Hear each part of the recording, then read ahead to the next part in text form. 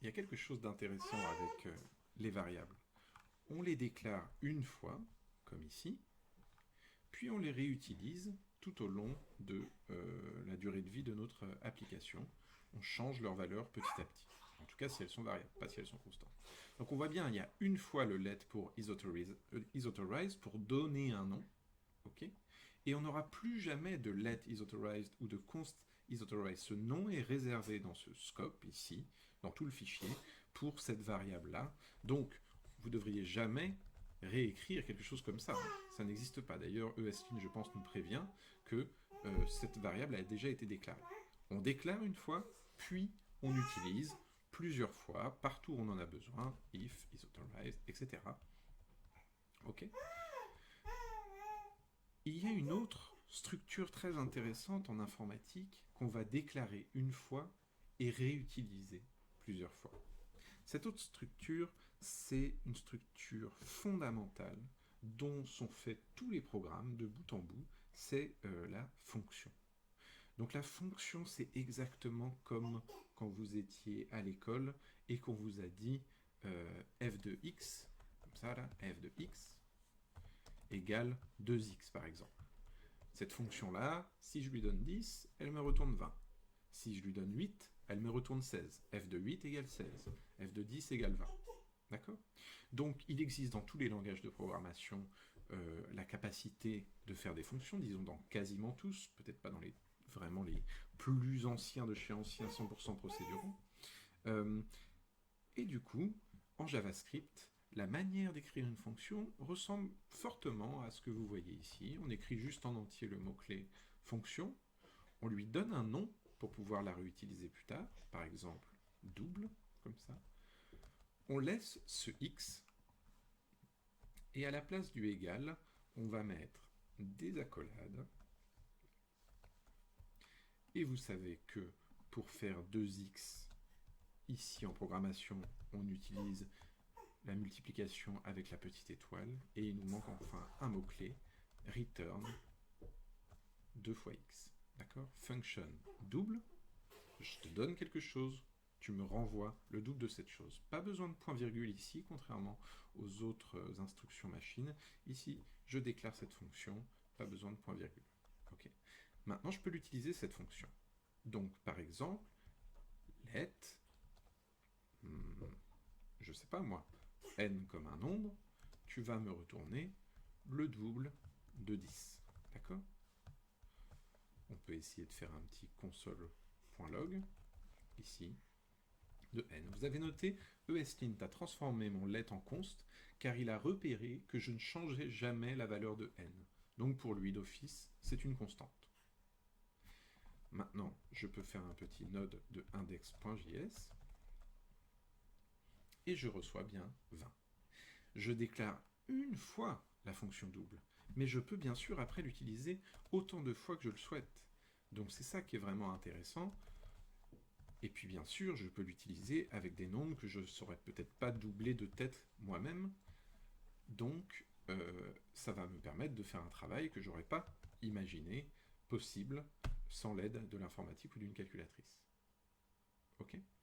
Donc, on déclare une variable une fois, et c'est une boîte qui contient des données que je vais réutiliser partout. Parfois, je vais changer les données qu'il y a dans la boîte, mais la plupart du temps, je vais utiliser les données qu'il y a dans la boîte.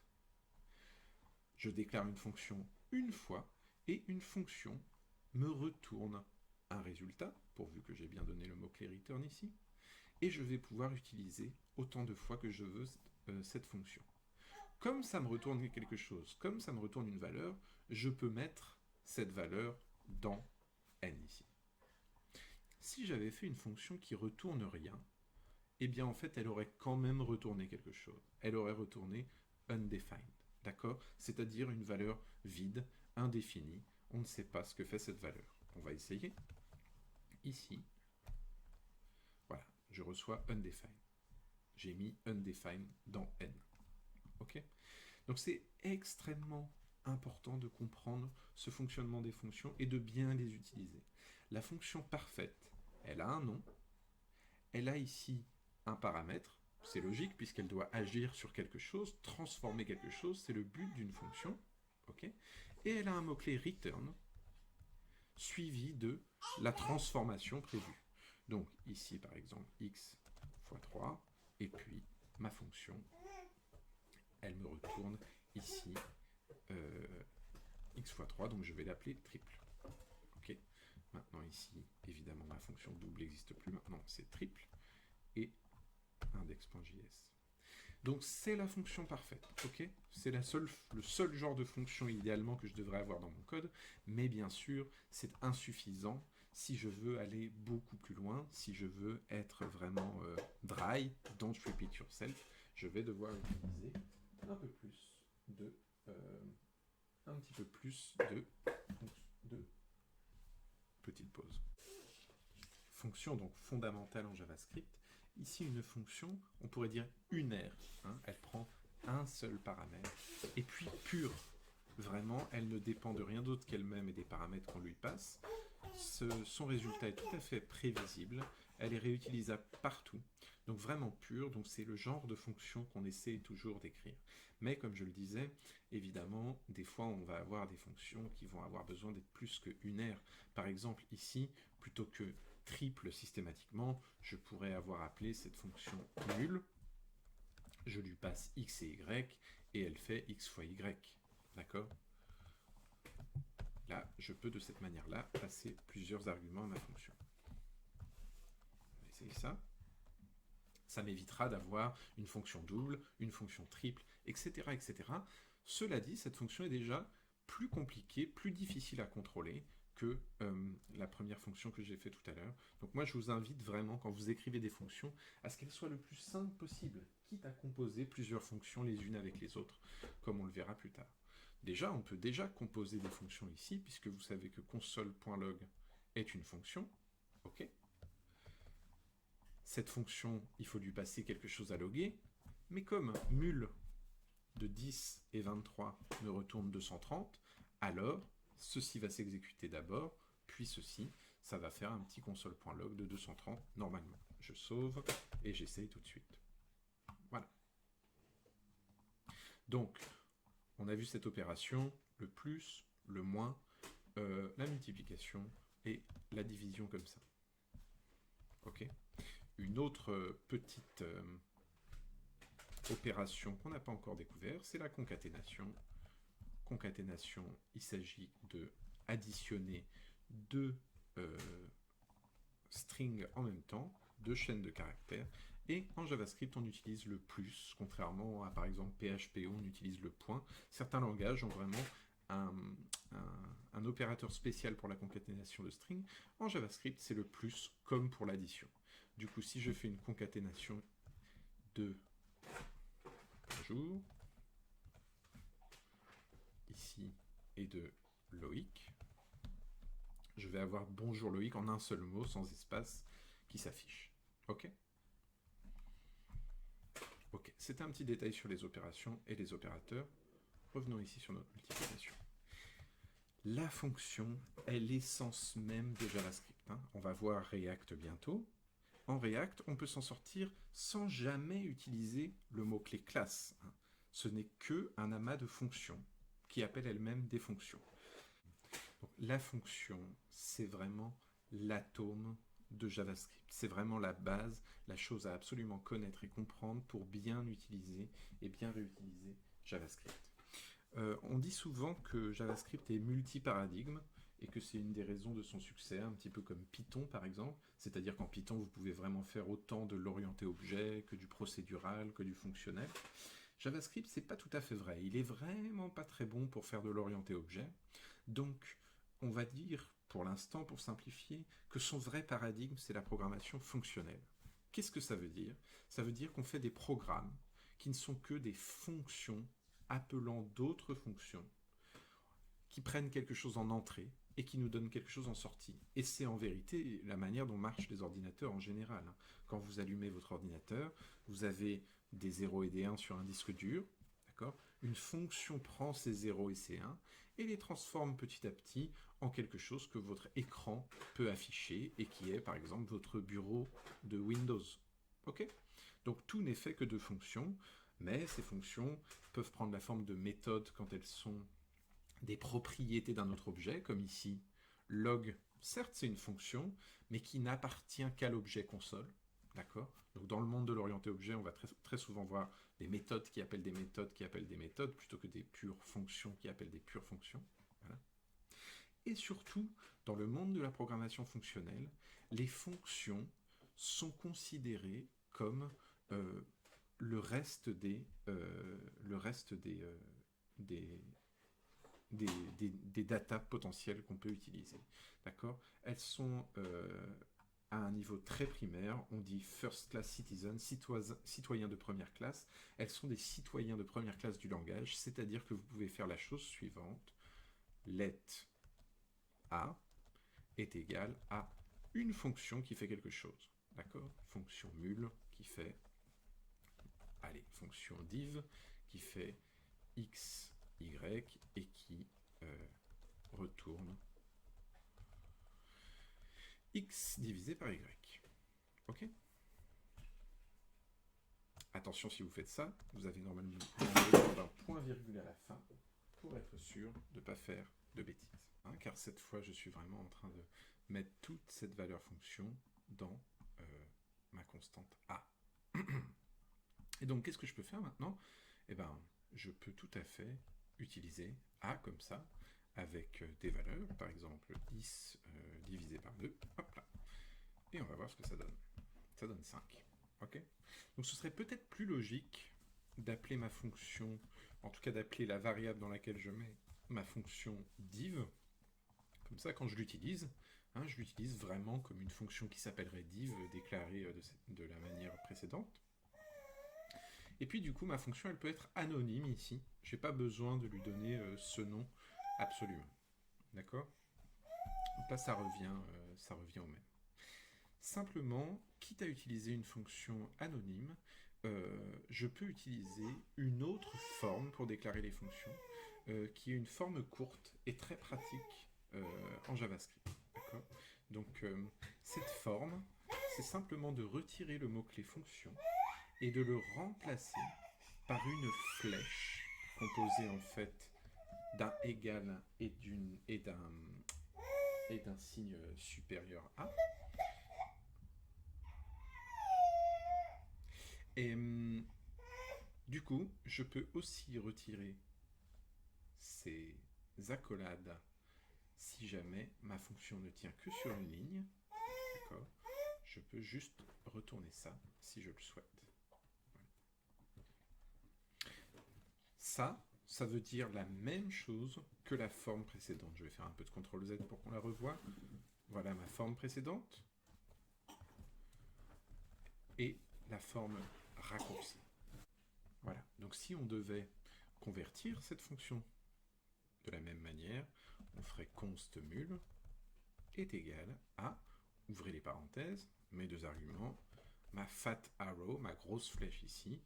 Je peux laisser ça comme ça va marcher. Mais ESLint va corriger tout seul pour moi. Donc, je peux conserver cette forme-là si je le souhaite. Évidemment, si j'ai plusieurs lignes dans ma fonction, je vais être obligé. Mais généralement, si j'ai une fonction très très simple, autant utiliser la syntaxe la plus courte avec le retour automatique d'une valeur comme ça. Ok ? J'en profite pour montrer que console.log, je peux loguer plusieurs valeurs d'affilée en les séparant par des virgules. Donc par exemple ici, je vais faire 10.2 et ici div 10.2, je sauve et je lance, ça me log bien 20 et 5.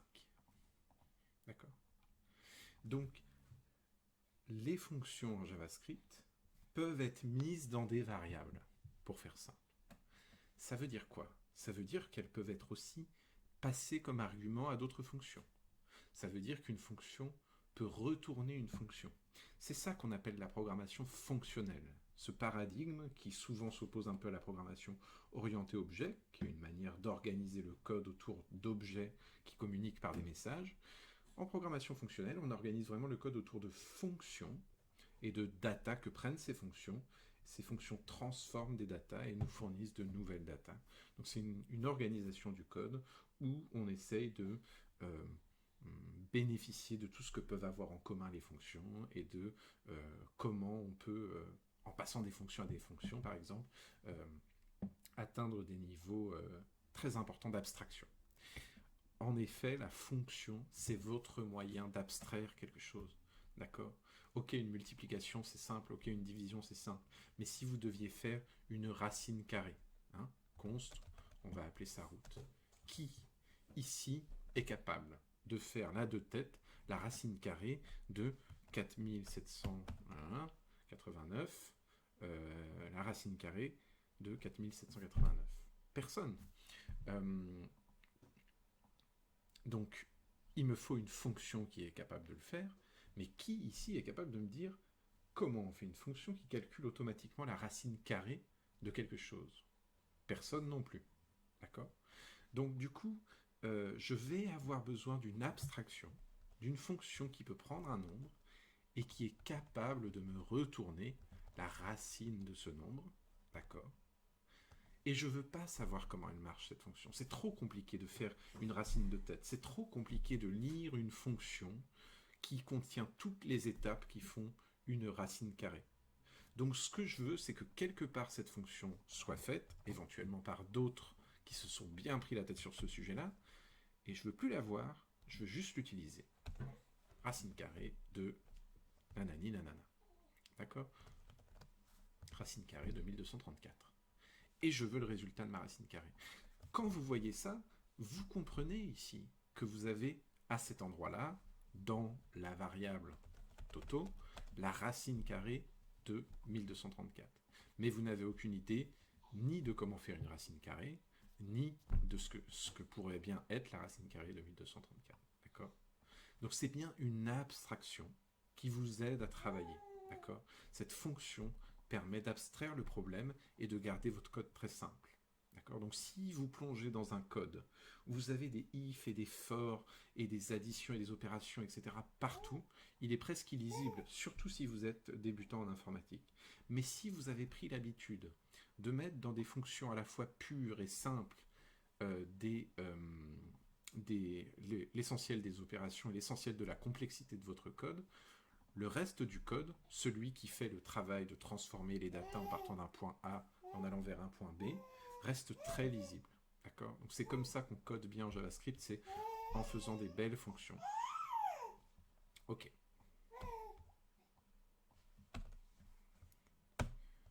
Donc, bossez bien sur les fonctions, n'oubliez pas, une déclaration, et puis un usage répété, évidemment un nombre illimité de paramètres, je vous conseille d'en avoir le moins possible, et puis toujours le mot-clé return qui devrait être là. En effet, attention, vous pouvez ici par exemple avoir une variable a égale 5, ok, et faire une fonction qui s'appellerait par exemple Toto, et qui fait usage de a, ok, qui fait console.log de a plus 5. Ça devrait faire 10 maintenant quand j'exécute la fonction Toto. Sans argument puisqu'elle ne prend pas d'argument. Et elle va me retourner undefined. On essaye ça. Effectivement, ici, je vois bien mon 10. Le problème, c'est que maintenant, ma fonction est dépendante d'une variable qui traîne quelque part dans le code. Cette variable, c'est A. Cette fonction, on peut donc dire qu'elle n'est pas pure, d'accord, et donc qu'elle peut mener à des bugs, car de temps en temps, A ne sera pas défini, par exemple. Ok ? Ou A aura une valeur totalement fantasque. A sera devenu un booléen ou une string. Donc, en JavaScript, vraiment, je vous conseille de ce que vous utilisez dans la fonction, passez-le en paramètre pour garder le contrôle dessus, plutôt que faire référence à des choses qui sont hors de la fonction.